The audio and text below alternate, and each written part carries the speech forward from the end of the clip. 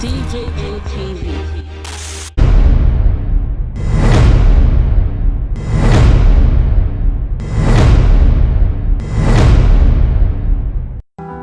Come tell me say, jele nwanu, jisike n'olu no mesia no gadimma. Ode mecho, Fechukwu na-eme elika. Oluchukwu na-alụ elika no. Ogechi kwululuo, akwa mgbochi ekewa. Ogechi kwululuo, onye ilo n'ụwa pụlụ igbochi ya. Ogechukwu kwululuo, ndị ilo ga nene n'anya.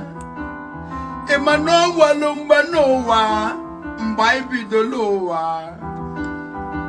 Ifu anyị o, ime nkweta n'ọga dị mma. Mana Chukwu ekwuo, onwe n'ụwa wepụtazie. Chupaze ka o si mee, aka Chukwu dị ya.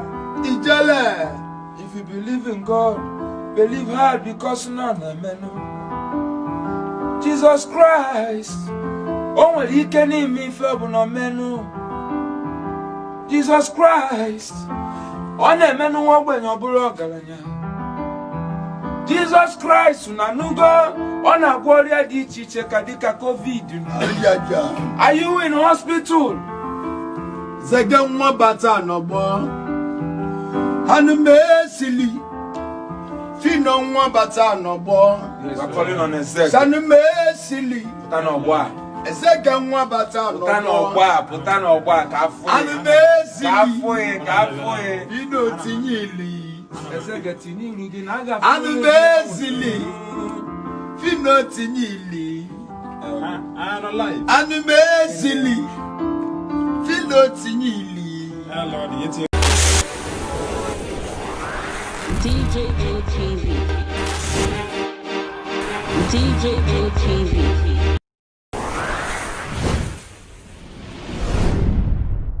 These Fulani people don't say no, they don't like us. Welcome to DJ ATV.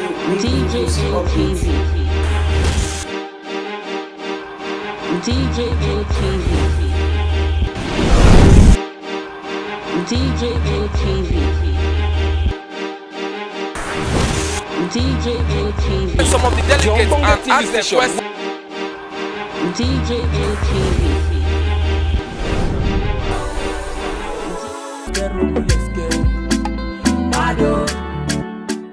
DJ ATV.